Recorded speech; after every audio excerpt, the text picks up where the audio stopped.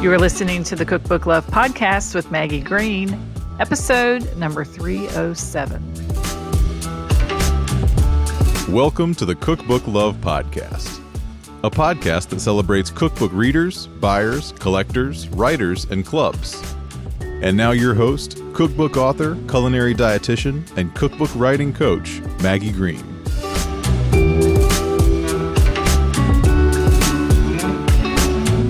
Hi, everybody. Welcome back to another episode of the Cookbook Love Podcast. How's everybody doing today? As always, excited to be here to talk to you and share more information about cookbook reading, writing, collecting, and cookbook clubs. Along those lines, if you are a cookbook collector or if you have a cookbook club, I would love to hear from you. And I would love to perhaps feature your club or your cookbook collection on the podcast. So if you go to www.greenapron.com and you hit the contact button and send me a note through the contact button on my main website, I would be more than happy to entertain the idea of having you on the show. I talk a lot about cookbook writing. I talk to a lot of cookbook writers, and I don't want to forget the cookbook collectors that are out there, people who love to read cookbooks, as well as cookbook clubs. So again, just a reminder and invitation to anyone listening, if you would like to come on the show or if you know someone who would, please get in touch. Okay, so today is part 2 of Recipe, Refine, and Shine. We've been talking about shining up your recipes. This is the second part of this series, started last week. And if you didn't tune in last week, you might want to head back to that show because I answered some common questions about recipe development, recipe writing, confidence about your recipes. How do you know that they're yours and not just repeats of other recipes, as well as the number of recipes you need to probably think about including in a finished cookbook, as well as in a cookbook submission. So today is part 2, and I'm going to answer more questions today about organizing recipes, how to organize photos and anecdotes, deciding on a theme for your cookbook, as well as how to develop a practice for recipe development and writing. Okay, so let's get started. One of the questions that a lot of you have is, what is the best way to organize your recipes and your illustrations or your photos and your anecdotes?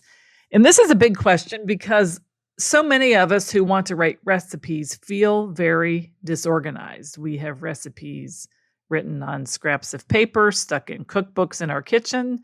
We have recipes on files on our computer.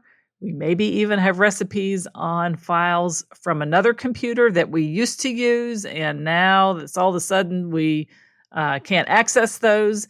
So I do have a couple of suggestions because I believe that organization is one of the big things that is a key to success for cookbook writers. And in fact, when I taught my Cookbooks on KDP course, and when I started, one of the first things I talked to my students about is organizing files for a publishing project. So the way that I do it is kind of from a high level. When I'm starting to think about my project, I always have a file on my computer for the current year. So I have a file on my computer. It's just labeled 2024, and I save all of my files and back them up in Dropbox. So I would consider, if you don't want to organize by year, that's fine, but be sure that you're saving your files in a way that you can access them from the cloud in case something happens to your computer. Or if you get a new computer, you can still access the cloud files. So I have a 2024 year file, and it's saved on Dropbox. I also have it for 2023, 2022, 2021. And within each year, then I put another file for a major project that I'm working on, or for a program that I'm teaching, or for a course that I'm creating. If I'm working on a cookbook, I would put a file in that folder for the book that I'm working on. For my students who were self-publishing, I recommended they do the same thing. So they maybe had a 2024 folder. For sure, they had a folder for their low-content book, which we published, which was like a journal, and then also for a high-content book, which was like a recipe book, and they had a separate folder for each of those. And then inside the folder for your book, I recommend you have 3 different files. One for the recipes, one for the illustrations, and one for any miscellaneous information that is going to go in the cookbook. Perhaps it's going to be text or stories or essays or other things that you have written related to the cookbook project. So that's the easiest way to organize it. And now you can start taking and going through files on your computer and dropping them into the appropriate folder, whether it's a recipe or a photo or an illustration or a story that you want to include in these different folders. Okay.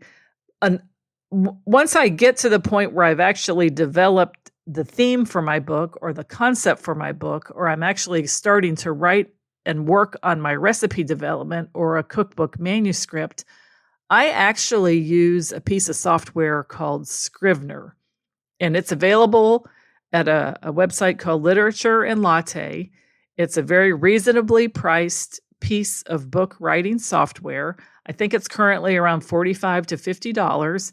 You can have this on your computer, or your laptop. You also can have it on an app on a tablet or your phone. They don't cross communicate unless you sync it every time that you open up your device. So when I'm using Scrivener, if I'm working on my PC in Scrivener, of course, all the files are updated there. But if I go to my phone or I want to look at it in my kitchen on a tablet or a phone, I open up the app, which you also have to buy, and I have to sync it. It's not automatically done. Automatically synced, and then I can pull the current file up. I could work on it in my kitchen, close the file on my tablet or phone, and then when I get back to my PC, you have to hit sync again to be sure that you're working with the most updated format of the recipe.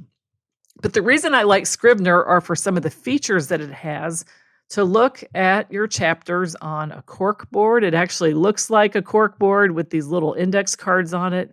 You can label files. You can add metadata, like, for example, this recipe is in the first stage of development, or this recipe is finished, this recipe is fully written, this recipe is out for testing. I was able to keep track of the stages of all of my recipes within this piece of software. And then also, once you actually need to spit out the book manuscript in Microsoft Word, which is what publishers accept, it turned my files into a Word document. So I found that incredibly helpful, that I could work on individual recipes, tag all the information about that recipe, and then turn it into the Word document for the manuscript. So if you're in the book writing stage, Scrivener is very helpful, in particular if you're creating a manuscript for a traditionally published project. My students inside KDP wouldn't have used Scrivener, though, because they were actually using Canva or Word to create their cookbooks from a template. And the templates are kind of available in Scrivener, but it's usually for nonfiction books or cookbooks that aren't very graphic or uniquely formatted. So I didn't use Scrivener for any self-published project that you want to have a nice layout or format. Definitely perfect for a manuscript, though. So let me kind of wrap this up a little bit so you can kind of follow for sure what I'm saying. Outside of a book project, the best way to organize your recipes is in files on your computer that are stored in the cloud. I use Dropbox, but you could also use Google Drive. You want to have a major heading like the year. I then, inside that major heading, have the projects that I'm working on, my cookbook, for example, if I'm starting a new cookbook. And inside that cookbook, then I have a file for my recipes, my photos or illustrations, and then any stories or essays that I want to go into the book. And I can start just dragging and dropping my files and organizing them into those folders. I think the secret is having them all in one place and not scattered all about in notebooks and computers all over the place. Some of my students use a Rocket book. I think that's what it's called. It's like a digital notebook. When they're in their kitchen working with their recipes, they use the Rocket notebook. You can write it, and then it turns into a file that you can save on your computer. One of my students is a dietitian. She happens to work with dietetic interns, and they actually work with her after she creates her recipes to actually type the recipes up and enter any changes that she's doing in her book project. So if you are a dietitian and you work with interns from your local university or college, sometimes you can involve them in your cookbook writing projects, which is great as well. But organization is very important. And then when you go to work on a book manuscript or you're writing a cookbook proposal, Scrivener is a great tool to use for actually organizing everything. You can see the outline, you can see the corkboard, you can move things around, you can alphabetize it, and then you can turn it into a cookbook produced like a manuscript, which is really just looks like a book report, 12-point New Roman, double-spaced. It kind of looks boring, but that's the way that publishers like to have things submitted. And then they do all the design for the book with their book designers. Okay. So those are my tips for organizing. I think at the beginning of every project, set something up, and it's totally worth the time to invest in getting things organized because it will save you time in the long run. Okay, number 2, how do I gather my recipes and decide on a theme for the book? So this is kind of along the same lines. You want to gather them all in one place, whether it's in the cloud or whether it's on Scrivener. And the way you decide on the theme for the book is you ultimately just have to decide. You have to pick something that you feel like is a reflection of the kind of cook or baker that you are. And it can be a very broad theme or it can be a very narrow theme. I have seen books about cookies, which is a pretty broad theme, and I've seen books about eggs. We've seen books about salt. And then we've also seen cookbooks. One of the most popular cookbooks that's mentioned on this show is Salt, Fat, Acid, and Heat, where salt is just one component of it. But I think you really need to think about for your first cookbook, what is a topic that you are immersed in your kitchen, you know inside and out, something that you really, truly desire to write about. And the way you decide on the theme is you just pick the concept that you want to write about. It could be an ingredient. It could be about a place. It could be about a way of cooking. It could be about a way of eating. You really, truly get to decide. And gather your recipes then in a way that is reflective of this concept for your book. Inside my publishing program, where I work with students who want to get traditionally published, we talk about the concept using something I created called the dinner party analogy. And that means you imagine that your cookbook is like a dinner party, and you're throwing a party in your book, and you're inviting people to the book, and there's certain things that are on the menu. Like if you have dinner parties, certain things that you're going to feed people. So who are you inviting to the book and what's on the menu? 2 components of a cookbook concept that you need to decide. So the theme of your book then is based on who the ideal reader is for your book, what stage of their journey for cooking or baking are they in, and what is going to be in the book. What is the scope of the book? If it's a beginner and you're talking about something like let's just say canning. I had a guest on the show recently talking about canning, and they're a beginner. The scope of what you're going to be writing about is for beginning canners. And what does a beginning canner need to know? If someone is actually starting from scratch, what do they need to know? If they're in the middle of their journey and you're talking about canning, what are some maybe more elevated things that they could do with canning? Some of the next step, next level types of things that they might want to think about. Perhaps some recipes that are trickier to produce or to can. You see what I mean? Your theme then is based on where your reader is in the journey, even though you're talking about canning. Okay, so those are my tips for that. And I gather all my recipes and decide on the theme, and usually do all that within Scrivener if I'm working on a cookbook proposal again, or a cookbook manuscript. The third thing, then, the best way to organize recipes. I kind of talked about that. Organizing recipes. I think the big thing is to remember that you don't want to use a piece of software for organizing recipes that doesn't create a document that publishers can use, or that you could actually self-publish in a self-published cookbook. Microsoft Word or Google Docs creates a manuscript that's kind of the gold standard for traditional publishing when we submit our manuscripts. But the best way to organize the recipes to get them into the manuscript, again, is to have them all in one place on your computer and not scattered about in your office and in your home and in your kitchen in various places. Everybody kind of has different organization system. Like if you were to look at my desk right now, you would see a lot of books, you would see some Sharpies, you would see my calendar for the day. My desk is not particularly really clean and organized, but I know where everything is. If you ask me for something related to my financial life or to my writing life or to my business life, I would be able to find it because I have my files organized. So I think that's the question to ask yourself is, A, can I find everything I need? B, do I have all the same types of things in one place? And C, if I don't, it's just time to set up some folders on my computer and start dragging everything into my recipe folder, all my recipes, get them typed up, get them in one place, and then start to decide what the theme for your book might be, what the commonalities are, and start to see if there's anything coming through that would be the type of cookbook that you want to write. If your recipes all end up being family recipes or recipes that are contributed perhaps about maybe different types of coffee cakes, you can actually start to see themes evolve once you get your recipes together. Okay, someone also wants to know, what's the best way to practice developing and writing recipes?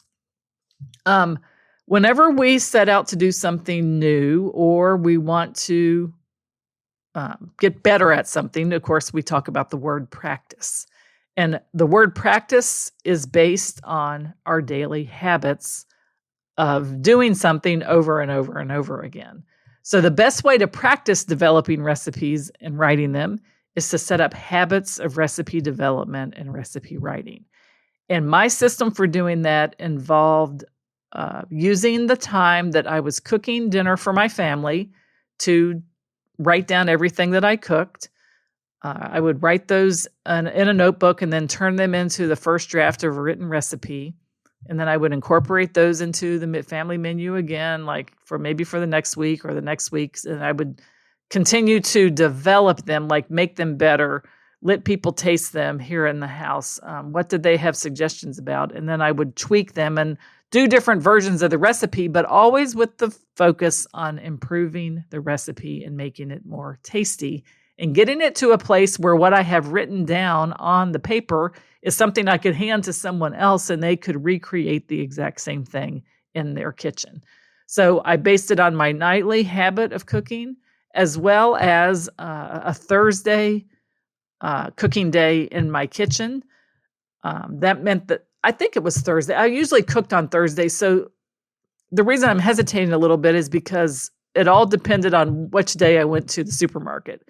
So if I went to the supermarket on Thursday morning, I would either cook that day Thursday, or I would be ready to get up and cook Friday for several hours and do more than one recipe at a time. Usually for supper time for my family, I could, cook a couple of different things. But when I set up the habit of developing recipes in a larger block of time, particularly when I was really in cookbook mode. And that was, again, 4 or 5 hour window on a Thursday or a Friday. So you have to look at your own schedule, determine what your habits are about cooking already. I think the best habit to get into initially is to try to prepare something in your kitchen every day, and writing that down, documenting what you do, getting in the habit of doing that, and then getting into the habit of turning these documented notes into the first version of your written recipe. And then taking the versions of the written recipes and using them in the kitchen again, improving them and making them better. So again, look at your habits for cooking, habits for grocery shopping. What are those? If they're sound and you have a regular routine, then I say just start keeping track of what you do and developing it and writing them down. Writing recipes is a skill. That's the part that isn't always just habit-based, but you do get better at writing recipes the more that you write them. The Complete Recipe Writing Guide by Rayanne Saracen is an excellent resource. I interviewed Rayanne an episode, let me look that up here just to be sure I've got the right one. Episode 266, if you want to go back and listen to that, and you can learn more about what she has to say about recipe development and recipe writing. But be patient with yourself with the recipe writing part. I'm a better recipe writer today than I was 20 years ago, but you have to start somewhere. So just be kind with yourself.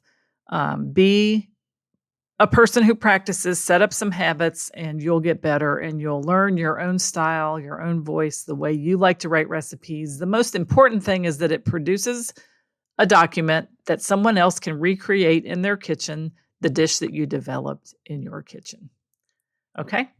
So that is my tips there for recipe development and practicing and writing and developing. The last question is about determining portion sizes. And this is a kind of a funny topic because back when I worked for Joy of Cooking, there was a study underway by some kind of health organization about how the Joy of Cooking over the years, the portion size for their brownie recipe had changed. Used to be small portion, like bite-sized brownies, and then it went to bigger brownies. And why were these portion sizes inflated? The point of all this is twofold. Number one, you get to determine the portion sizes for your recipes. If you say that a 9-inch cake serves 8 people, you totally get to say that. If you say a 9-inch cake serves 16 people, you totally get to say that. If you say a 9-inch cake serves 4 teenagers, you totally get to say that too. Think about your audience. Think about the portions that they might enjoy consuming, and you can take a stab at it. You also could say a recipe just yields 1 9-inch cake and try not to guess how many people it's going to feed. Now, that I say that, and the caveat, though, is if you're writing a health-related cookbook, and if your recipes will have nutrition information, you have a responsibility to be sure that the portion sizes that you are quoting match the nutrition information that you are providing, and that it's a reasonable standard portion size. You know, if it's a salad dressing, don't give the portion size for a teaspoon of salad dressing just to make the numbers look low. Because who in the world would ever just put a teaspoon of salad dressing on their salad? You need to use a standard portion size. You can use the USDA portion sizes, or if you're working with a health organization that has set up their standard portion sizes, for example, the American Diabetes Association, American Heart Association, you'll want to have your recipes reflect their portion sizes. Again, if you're writing a health cookbook with nutrition information, this is when portion sizes are most important. Otherwise, you get to decide the portion sizes you want to list based on your audience for your book. Generally, most cookbooks, if there's not any health concerns, or even if there are, but you're not providing nutrition information, most recipes are going to want to provide portions for 4 to 6 servings. And this is going to be for things that are typically on the culinary side or the savory side: soups, salads, entrees, stews, casseroles, things like that. Desserts are pretty much, standard portion sizes. Like I said, if it's a pie or a cake or a batch of cookies, just list how many it makes, how many cakes, how many pies, how many cookies. And then people can decide like how many servings they actually would get out of something. And do you see the difference between then? I just threw a new word at you, like a portion size would be like a cup, and a serving would be how many servings or yield the recipe makes. So if you have a 6-cup batch of soup and you know that, you make the soup and you measure it in a container, it makes 6 cups. You could say this makes 6 1-cup portions, or it serves 6 people. If the portion size is 3/4 of a cup, you could maybe say it serves 8 people, or you can just say the yield is 6 to 8. So again, you have to, keep track, measure everything, but really pay attention if you're doing something related specifically to health information and you're doing nutrition analysis related to your recipes. Okay, so a couple of things as we're wrapping up here, a couple offers I have for you. If you are interested in spending some time with me on Zoom to look at your recipes and kind of get the status of your recipes and give you some tips, it's called my Refine and Shine audits. I am offering those through the end of July. So there is a link in the show notes if you want to sign up for a complimentary recipe refine and shine audit with me. I would love to help you get your recipes organized, refined, set up so that you can get them published in the book in the way that you want to get them published. Number 2 is I have a link in the show notes also for a 5-part training called Recipe Week. And I'm offering that this week to those of you who want to enroll in this digital course to learn all about recipe copyright laws, writing, testing, and developing. So head on over to the show notes. You can read more about signing up for Recipe Week or a Recipe Refine and Shine audit. So that is it for the end of my second part of the Shine Up Your Recipes. I hope that you all enjoyed this episode and that you can see that recipes are a foundational part of your cookbook writing project. So that is it for today's episode of the Cookbook Love Podcast. This is your host, Maggie Green. And until next time, have a great day and keep loving your cookbooks. Thanks for listening to the Cookbook Love Podcast. You can find out more information at www.cookbooklove.co.